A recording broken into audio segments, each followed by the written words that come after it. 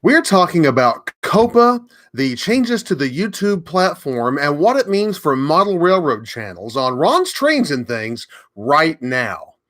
Hi, I'm Ron of Ron's Trains and Things, and if you'd like to see more model railroad tips, tools, and techniques, then be sure to subscribe down below and click that little bell icon so you can catch future videos.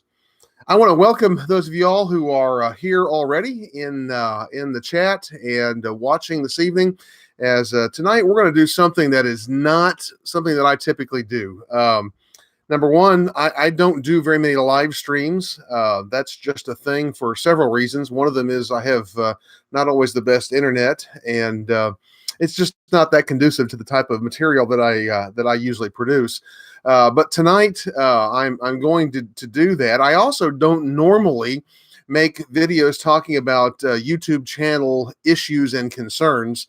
But the one we're going to talk about tonight, I think, is so important, and I've got some good reasons for wanting to talk about it and share some information with you this evening.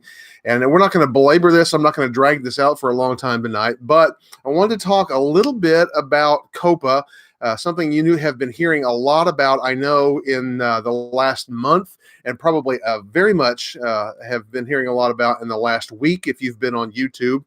We're going to talk about the changes that are coming about in the YouTube platform and the user agreement terms of service. And we're going to try to talk a little bit about what that means specifically for us in the YouTube niche of model railroading, because I think there are some specific applications for us. So that's what we're going to discuss this evening. I decided to do this tonight and do it as a live stream for a couple of reasons. One, those of you who follow my channel regularly know I've been haven't had a video the past couple of weeks. Just been really tied up with some things, and so I wasn't going to have a video this week. But this topic came up, and I've been hearing a lot about it. And honestly, I've been hearing a lot of things that are concerning about Coppa, but I've also been hearing a lot of things that are concerning because I've heard a lot of misinformation and a lot of confusion. And I can't clear all of that up, but I'm going to try to clear some of that up this evening. And I also want to hear from you. If you have questions or comments, I'm going to encourage you to leave them in the chat, and I'll do my best to catch them as we go through the evening. Again, I'm not going to drag this out for a long time. I want this to be as concise as possible because I want you, as a model railroad YouTuber, to hear exactly what you need to hear this evening. And I don't want to muddy that with a lot of extra stuff.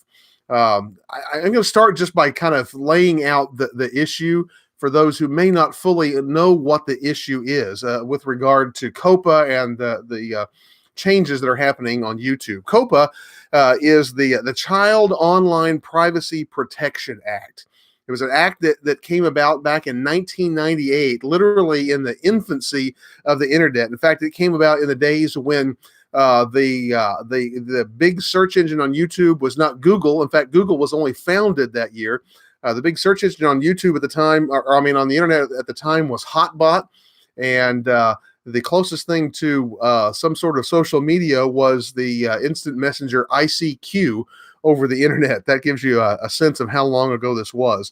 And the act was originally intended to protect children from online predators, to protect them from having their information, personal information, taken on the internet, and thus protecting them from predators online. That act has been in existence since 1998, but in 2013, the act was amended, and it was amended to protect children not only from online predators, but to protect them from what was considered to be predatory marketing on the internet. And so it was extended to prohibit the collection and use of internet cookies in order to collect information from children to be able to target advertising towards them on the internet. And cookies, I know y'all are familiar with that term, but basically that is a web identifier that's placed on your computer that collects certain information about you,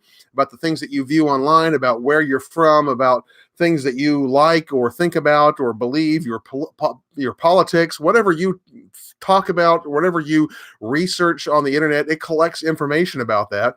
And that allows several things to happen.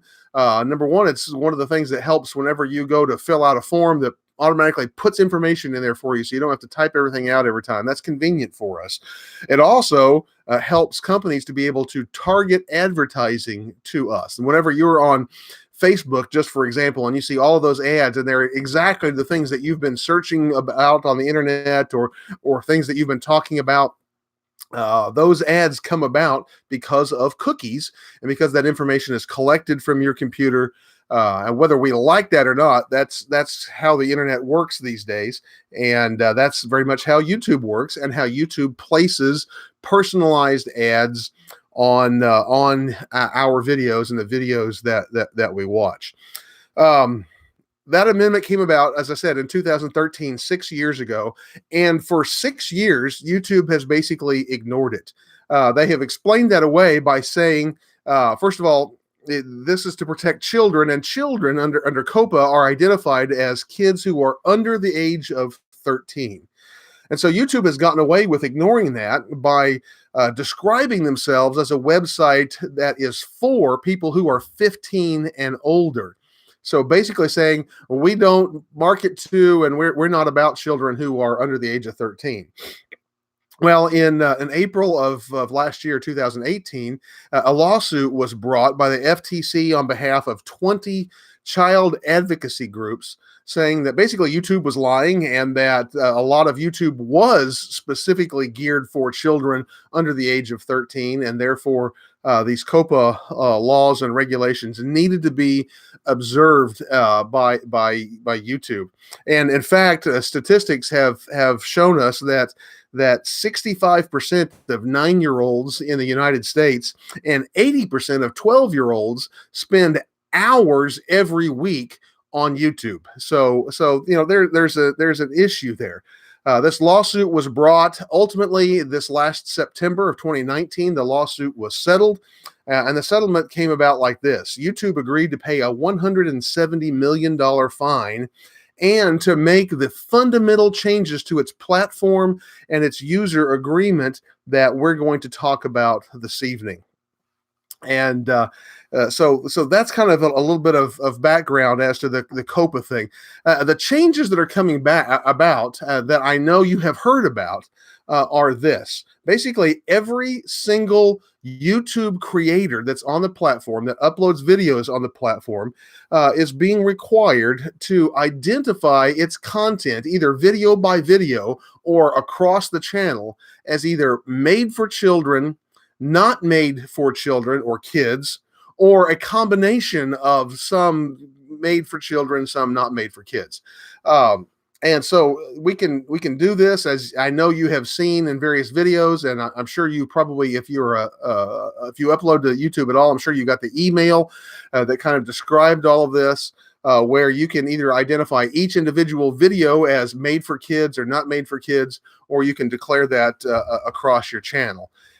And you might be tempted to ask, well, so what? Well, the fact of the matter is, declaring your content as made for kids or not made for kids has some very definite ramifications to your channel immediately, and certainly has some huge consequences if you are determined by YouTube or the FTC, the Federal Trade Commission, of claiming that your content is not for kids, but they believe and determine that it is made for kids. So that's what we want to discuss a little bit this evening. The question again that we might be asking is, how does this affect us as model railroad creators? And I have seen, I've lost count of the number of videos I've seen that have come out by model railroaders on YouTube about this topic, and a lot of information that just wasn't correct that I've seen. And so that's part of what I want to address this evening, and try to clarify some of that information. Now, I'm going to tell you right up front that we're not going to get all of the answers tonight, because all of the answers really don't exist. There's a lot about this the way this is being applied to YouTube, and a lot about the information coming from the FTC and Coppa that is ambiguous and it is unclear. YouTube themselves has told all of us, we can't tell you for sure what constitutes content that's made for kids or not made for kids. You have to determine that yourself, and then ultimately the FTC is going to make that determination. For some of us, it might be easy to think, oh, well, it's not really that important. I'll just mark my channel as not for kids, and we'll go on our merry way. The problem that is concerning is that the FTC has made clear that because of this settlement, they're going to be able to come in after January 1st and do sweeps of YouTube. And periodically, they will do sweeps of all the content on YouTube, and that they are specifically looking for channels where content is being made for kids but marked not for kids, and they're going to be bringing lawsuits and making examples of people, and they're going to do that in their words like shooting fish in a barrel, where YouTube is the barrel and the content creators are the fish. And those literally are the words that came out of the mouth of a representative of the FTC. So there are some concerns there, and I just want to help you to be the best prepared that you can be. I am not going to hype this. I don't think this is the end of the world. At the same time, I'm also not going to sugarcoat it, because I think it is a serious issue that each of us need to think just a little bit about, and so we're going to talk about it.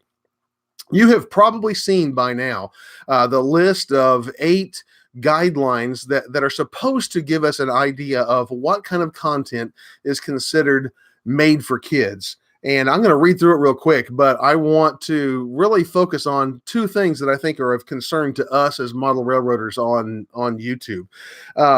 Their criteria that's supposed to help us understand what is made for kids or child-directed content are the subject matter of the video. So if it's a subject matter that's for kids, whether children are the intended or actual audience of the video, whether the video includes child actors or models, whether the video includes characters, celebrities, or toys that appeal to children, whether the language of the video is intended for children to understand, whether the video includes activities that appeal for children, and whether the video includes songs, stories, or poems for children, and then any other information you may have to help determine your video's audience. Now, I want to go back, having read those real quick, and talk about 2 things, and I want you to hear this language because I think this is what we really have to pay attention to. One was whether the video includes characters, celebrities, or toys that appeal to children.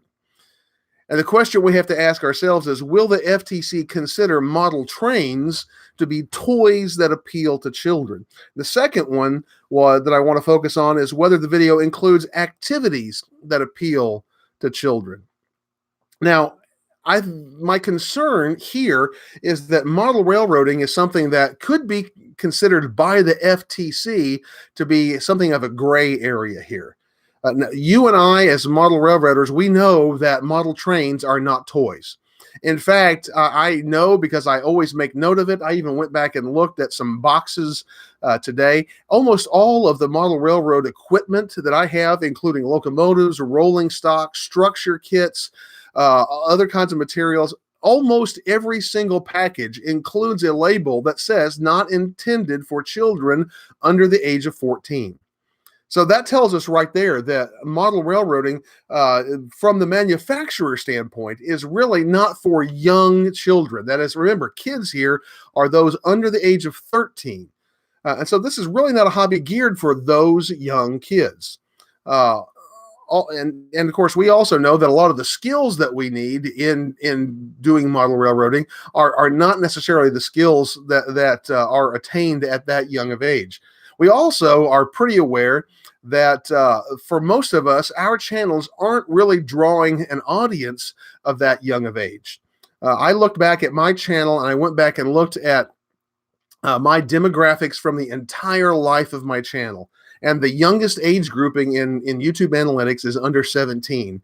And over the life of my channel, my under 17 viewership is 0.1%. That means that one view out of every 1,000 views comes from someone who's under the age of 17. We're not talking about even under 13 there. We're probably talking mostly about teenagers. So you and I, we have a pretty good idea that really model railroading is not something that is targeting this young group of children under the age of 13. However, it is possible that someone at the FTC, someone who's not really familiar with model railroading, someone who just sees small train cars, small locomotives running on tracks or being built and collected, could view them as toys, could in my opinion, misinterpret that as to being videos that appeal to children because of the activities and because of the toys that would appeal to children. So there is some concern there that we need to think about a little bit in this, what I would say is kind of a gray area of model railroading within the YouTube community. The problem that we have is that the language here is ambiguous. It's unclear. Again, as I told you before, even YouTube has said they can't really tell us what constitutes content that is made for kids. So if YouTube can't tell us, then how is it that we are going to be able to be certain that we know what's made for kids and what isn't? I wanted to take some time. Again, I told you at the outset, I don't normally talk about these topics, but I had seen some videos from some model railroaders that concerned me a little bit because I had seen a lot of what I think is misinformation. And I want to make clear, I'm not a lawyer. I'm not even really a YouTube expert, although I have tried to really research this particular issue. So I can't give you all the answers, but I can tell you some things that I think we ought to all be thinking about as model railroad YouTubers. I have seen two extremes on model railroad YouTube channels in the last week. The first extreme, in fact, the very first video I saw before I even knew what was going on, was a model railroader on YouTube who was talking about the fact that this is a gloom and doom situation, and that we're all going to end up getting sued. The maximum fine, if you were to get sued by the FTC here, is $42,530. Well, I don't know anybody who has a model railroader who has that laying around to just pay in a fine. And so this person was talking about they were taking down their channel. They were going to delete all of their videos except for this last one, and they were just calling it completely quits. And I think that's an overreaction. I don't think this is the end of the world. If this was the end of the world, then YouTube, I think, we would be seeing them talking about closing down. We'd be hearing more gloom and doom from them. I don't think this is the end of the world. On the other extreme, I've also heard some YouTubers really kind of blowing this thing off and making very much light of it, saying it's no concern. Just go in and mark your channel as not intended for kids, and you're going to be okay.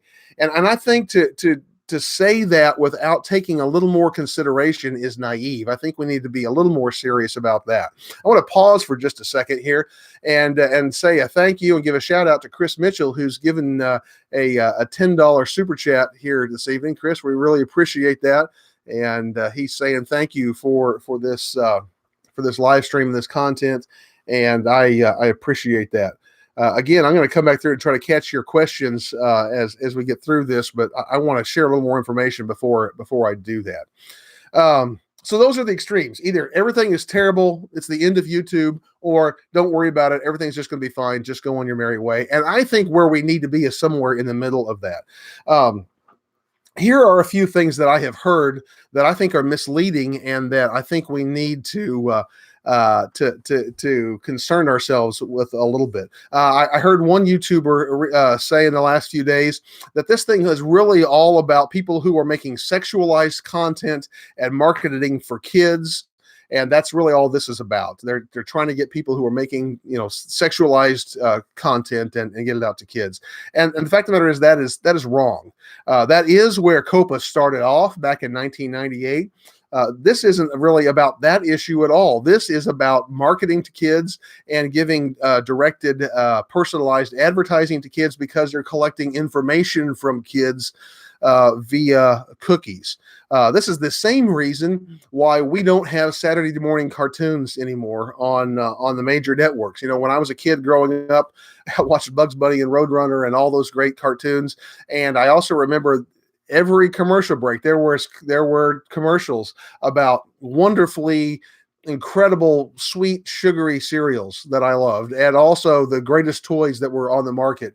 And, we would watch those things. And of course, our parents had the ability to say, no, I'm not buying that for you.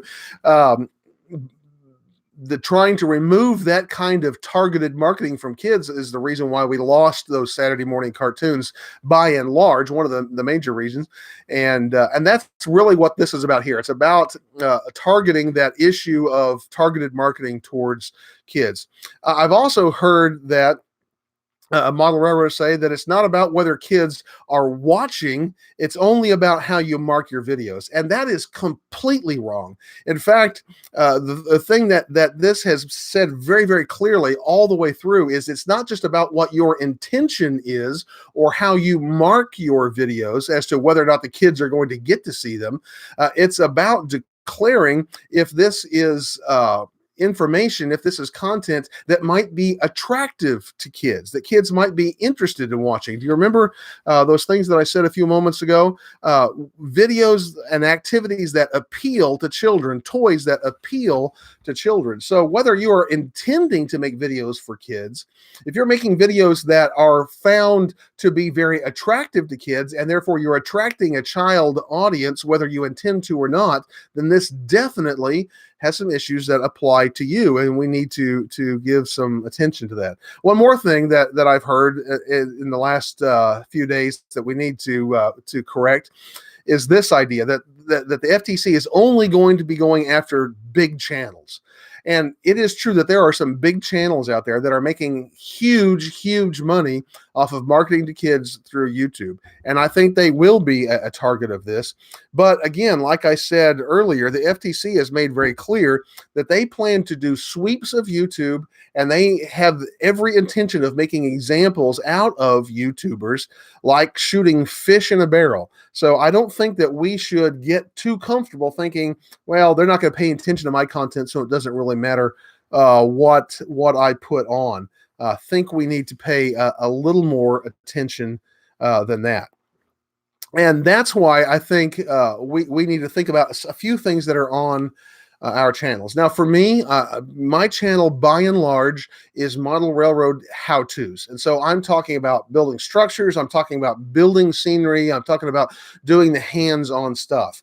And I don't really see any evidence that most of that content probably would appeal to children at all. So I'm not mostly concerned about my channel. However, I went back through my channel, literally video by video, and I found two videos that I thought would be of concern. Some of you may remember about a year and a half ago, I just, for fun, made a video using my children's old Thomas the Tank Engine wood track and locomotives. And that I literally made for my audience, thinking about kind of reliving their own childhood. But I thought, that's the type of video that could be considered as attractive to children, even though it hadn't had a lot of viewership and certainly hadn't had much children's viewership. And so I went and addressed that particular video by unlisting it. It wasn't getting many views anyway. I made a second video a year ago about making the O-gauge track and train that runs around my Christmas tree. And I've decided that as we're coming up to the Christmas season, and as this really is going to start applying January 1st, that I'm going to wait until after Christmas, and then I'm going to unlist that video as well, because I think it's the type of video that could be of concern to the FTC. What videos do we need to be concerned about? I would say we definitely need to think about if we're posting content about Lego trains at all. If you've got any videos that deal with Lego trains, if you're using that language in your title, in your thumbnails, in the videos, and talking about Legos are a huge hit among this age group that is a concern, the under 13 age group. So I would be concerned to probably list those as made for kids. Same way if you're making videos like the one I just described with Thomas the Tank Engine, definitely something that is a hit with those children. And I think that for safety's sake, I would definitely mark those videos as made for kids. I would be careful about using phrases in my title, in the language of my videos, on my thumbnails, or even in the tags of my videos. I would be careful about phrases like toys, toy trains, playing with trains. I would be very careful about the use of those particular phrases. Now, the one thing I didn't mention so far, and I probably should have a long time ago, is why is it a concern if we mark our videos for kids as opposed to not for kids? You can say, I can just mark them all for kids and then I'll be safe. Well, the thing about it is, whenever we mark our videos for kids, there are certain things that are going to happen to those videos. First of all, they're not going to be demonetized, but they will not have personalized ads placed on them anymore. They'll have contextual ads. And the difference there is a personalized ad obviously draws on the cookies and the watch history of the person who's watching and puts an ad that relates to them as understood by the information from the cookies from the watch history. And therefore, it's a very personalized ad. It's something that would be of interest to them, probably. A contextualized ad is an ad that just relates to the particular video that's being watched. And typically, contextualized ads pay a lot less than the personalized ads. So if you are monetized, if you're making any money at all from AdSense, then it's going to significantly reduce the already low amount of revenue you're getting from AdSense because of that. But there are other consequences that come along with marking your videos for kids as well. You lose the option to have any comments on the video. There will be no comments on videos for kids. You will, if your channel is marked for kids, you will lose your community tab. You will not be able to place end screens or information cards in your videos, so you can't link them to other videos on your channel. You lose notifications. So unless somebody comes to your channel looking for your videos, your subscribers aren't going to get a notification about those. Those and a few other things are the consequences of having children's content that's marked as made for kids. And so you can see, for someone who's actually making a little bit of money or really trying to build a channel that has some of these kinds of videos on it, it's going to have some serious ramifications. I want to stop again for just a moment and say thank you to Joe G, who's given a $5 super chat tonight. We really appreciate that, Joe. Thank you. He says, "Great show. Gotta go. Thanks for doing some research for us and helping the train community out." Thank you, Joe. Glad that you could come in for a while, and hope that you'll check out the rest of the video whenever you can.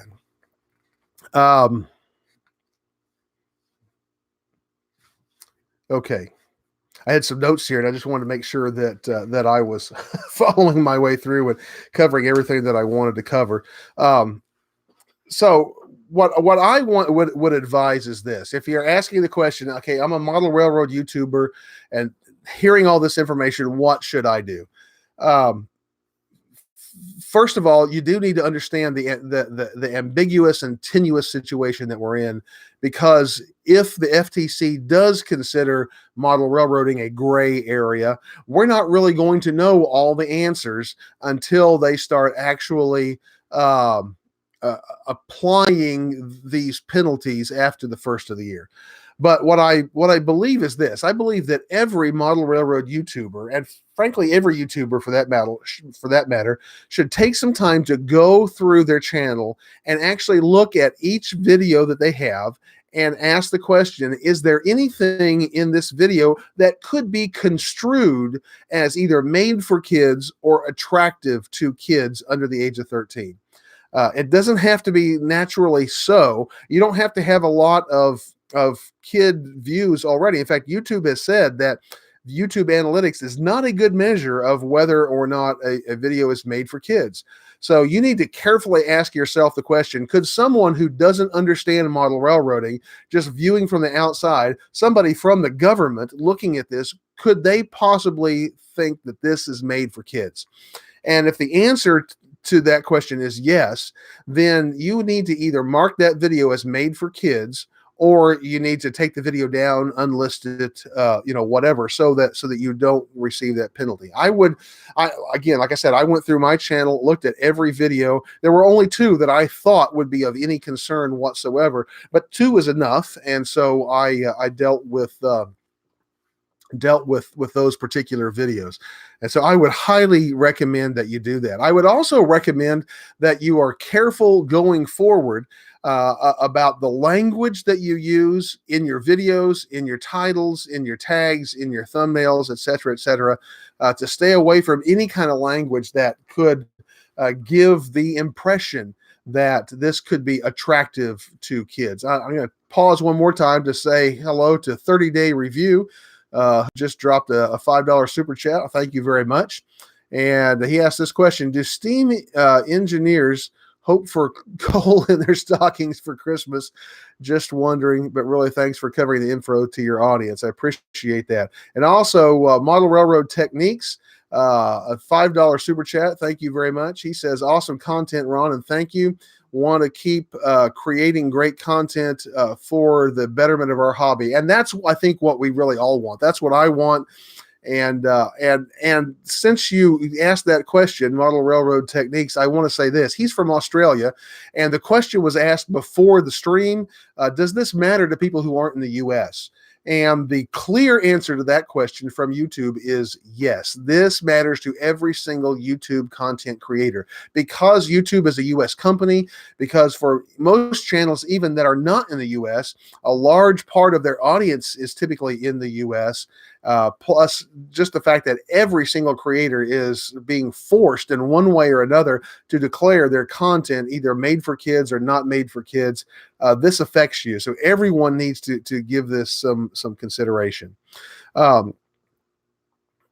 Anyway, we were talking about, what should we do? I really think everyone should take a little time to introspectively look at their own content and try to think of it from an outside perspective, from an objective viewpoint. Would someone who doesn't know model railroading think that this might be content for kids? And if so, deal with that appropriately.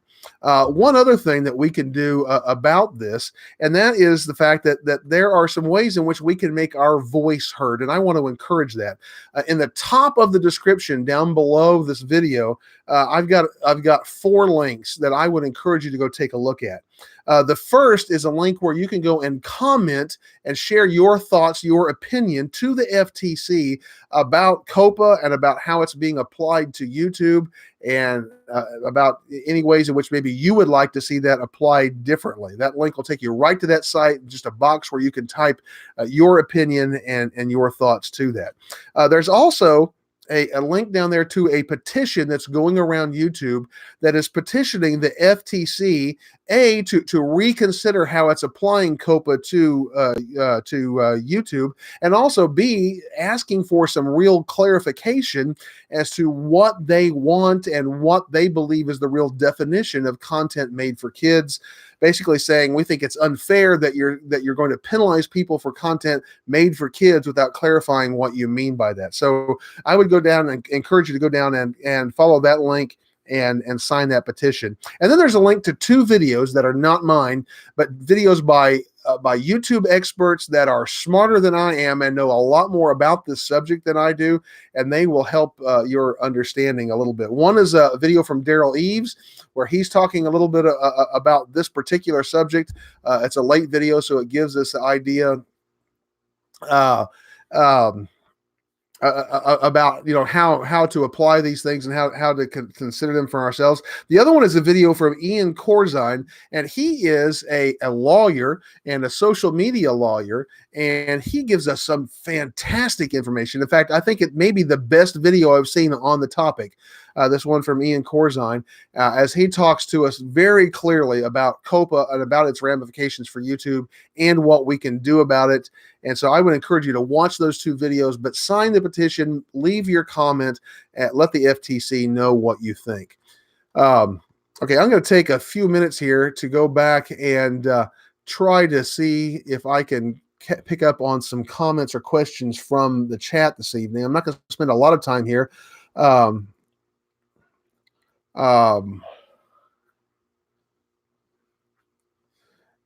Let's see here. So what will COPA do to us in the YouTube history? That's Trainman03. And I'm not sure exactly what you're asking here, but if I understand your question, basically COPA will, if we declare our content as made for kids, it's basically going to keep our content from being pushed out through notifications, and also it's going to change the way it is monetized as viewers watch that video. Let's see here. Again, I'm trying to catch up on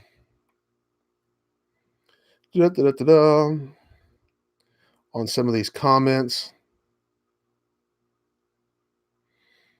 Okay, here's a question from Ron Jenkins, or a comment. FTC will say all model train stuff is made for kids because it's trains. Now that I don't necessarily believe is true. That's another thing that I've been hearing going around. Because it's model trains, they're absolutely going to say it's for kids. I don't believe that's true. I haven't seen any evidence that that's true. I think it's something we need to watch and we need to be careful about as we go through this issue. But we don't have any evidence yet that they're necessarily going to consider this hobby to be a for kids hobby. But we need to be careful about how we make our videos, because if we make our videos attractive to kids, then I think we could have an issue. Let's see. Rick Bailey, if you precede your video with that statement, not intended for viewer under the age of 14, would that put you in the clear? And the answer to that is no, because it's going to be about the content of the video. And part of the issue now is people are making content that is geared for kids, and they're concerned about people trying to circumvent this thing. And that's how they would do it. Say, hey, this video is not intended for kids under the age of 14. But then if you have content in it, whatever the content is, that clearly would be attractive to young children, then that would be a way of trying to circumvent the system, and that would put you at great risk. Let's see. ContainerMan68. Roy, good to see you tonight. I saw you in here. If we post a label on all of our videos, not recommended for children under 14, would that help? And that's the question that I just addressed. And the answer is that statement by itself will not help. That's like, you've probably heard, I've heard all my life, that if you post a sign on your house that says warning, dangerous dog, and then your dog bites somebody, actually the sign can make you more liable because it showed that you recognized that the dog was dangerous. That's not exactly what the case here, but just saying this is not intended for kids under 14 will not deter the FTC if they believe that the content actually is trying to attract kids that are younger. Let's see here.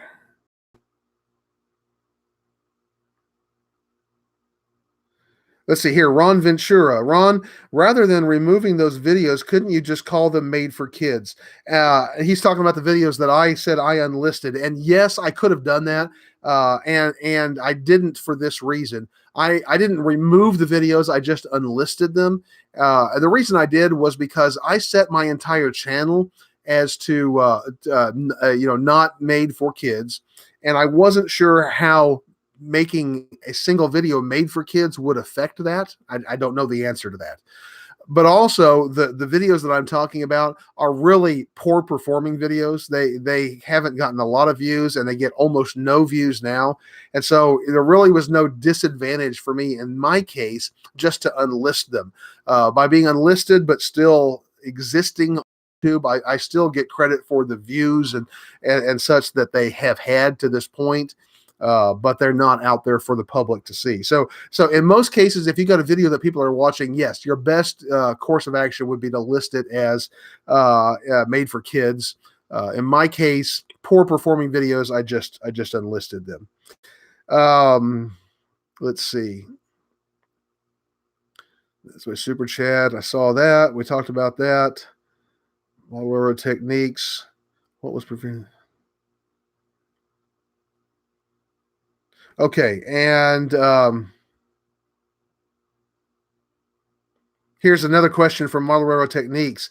After you cull your 2 videos that you spoke of, what will you be marking your channel, for kids or not for kids? And I just addressed that. I marked my entire channel not made for kids. And then I'm going through again. I went through every video to make sure that I didn't see anything that I thought could call that into question. Here's Nancy Jones from Spirit of Durango and Silverton, Colorado Railroad. I age restrict all of my videos. Will that put me at risk of any trouble from the FTC or YouTube as I do model train videos? Now, age restricting is different than putting a label saying this is not intended for kids under 14. And I'm going to be honest, I don't know the answer to that, Nancy. I would assume that age restricting your videos would keep anybody who is younger from watching them. My assumption would be that you would be okay, but please don't take my advice there. Ask somebody who knows more, because I don't really absolutely know the answer to that question. But thank you very much for asking. I'm sorry I can't give you a better answer. And just catching up a couple more. Let's see. Here's somebody who's saying, talking about model trains, insurance companies consider them as toys. That's how I got insurance money and okay to rebuild by the city by claiming them as toys. And I understand that. I'm not sure if that relates to the issue at hand here. It could. Again, there are some things that I'm just afraid we're not going to know the answer to until this starts getting applied. Personally, I think that most model railroad videos where you're talking about doing how-tos, I think you're probably going to be okay, because those things are clearly not geared for kids. The question comes, if you're doing a lot of layout videos, where you're just showing general layouts and trains running on them. We just don't know there, and we're going to have to learn that as we go. Oh,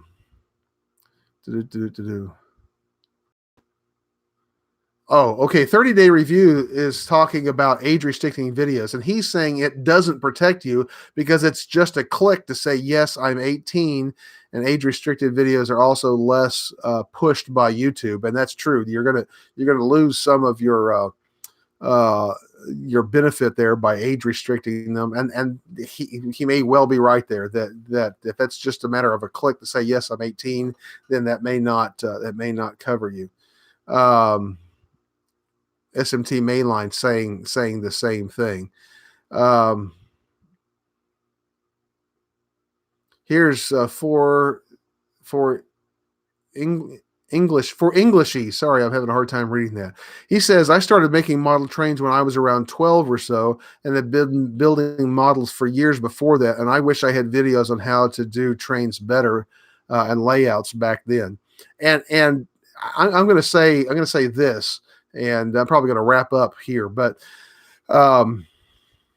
James Wright, good to see you in tonight. And he says, according to the FTC's guidance on Coppa, a video is child directed, which we call made for kids, if children are the primary audience based on the factors described below. Oops, this keeps moving around and I keep losing it. children based on the factors below. Children are not the primary audience, but the video is still directed to children based on the factors below. Yes, that's true. That comes right out of the guidelines that was given by YouTube based on Coppa. Subject matter of the video, right? And he's given the list there, which I read earlier. And the thing there that states that we need to be careful about is again, there are two factors. Is the video intended for children, or are children not maybe the primary intended audience, but are they a secondary audience that is watching the video even though it wasn't intended for them? And the fact of the matter is, I think the thing that will help us over time is the fact that today model railroading is not nearly as popular among those young children as it was 40, 50, 60 years ago. I don't see that we're getting the viewership of young children on model railroad channels that we might have had they existed at that time. And so I think that's going to be an issue for us. Again, I don't even see children that young as being a secondary audience on my channel personally, and I'm not aware of any model railroad model building channel where that is true. Again, some of the more toy trains, some of the Lego stuff, some of the Thomas stuff, that would be a very, very different situation. And I would definitely be very wary. And if it were me with those kind of channels, that kind of content, I'd be marking my stuff as made for kids. But for model building, I just don't see that audience being there. Okay, well, we've gone about 45 minutes, and I've shared with you what I wanted to share with you, but I wanted to clarify a few things there. I was hearing some stuff that I thought was an exaggerated overreaction, and I was also hearing some stuff that was just so nonchalant and kind of making light of this issue. And I thought, I don't want any of us to go off half-cocked and just delete our channels without giving some serious consideration to that. And James, I'm going to read his last comment here because I appreciate this, James. He says, to be honest, I'm fully prepared to go to court if needed. There's tons of reasons why it's adult-oriented. Yeah, and the fact of the matter is there are tons of reasons also why this kind of content shouldn't be basically censored by YouTube or by the government through the FTC. And this is, I feel at some point could well become a free speech kind of an issue. And that's why I want to really encourage you, again, go down in the description, make a comment to the FTC, follow that link, follow the link to the petition, and sign the petition. Seeking clarification and also changing the way this is being applied, and get some more information from Ian Corzine, from Daryl Eves, and those couple of videos down there. I know I was in a thought that I somehow didn't finish there, and I apologize for that. But anyway, I want to thank you all for being here and for watching. I hope that I've helped give some clarification, and if I could just sum up by giving one piece of advice, I would say, please take a look at your content. You don't go off half-cocked and delete everything. That's what I was saying a few moments ago. On the other hand, don't just ignore this and pretend like it's nothing. Look at your content. Look video by video. Think of it from that outside objective perspective. Think of it as somebody who knows nothing about model railroading, some government official who's asking the questions and looking for an opportunity to, in their words, shoot a fish in the barrel and say, is this video something that could be construed as geared towards or attractive to children under the age of 13? And if so, then do something about it and make sure that you are in compliance. I wouldn't want to see anybody get into big trouble and end up with big fines just because they didn't take the time to take a look. So that's my encouragement to you. I want to close up by saying thank you to James Wright, who's given this a $5 super chat here towards the end of the show. James, glad that you were here, and I thank you for that very much. And I thank all of you for joining me this evening. I hope you join me each Tuesday as I bring you more great model railroad videos, and I look forward to seeing you then.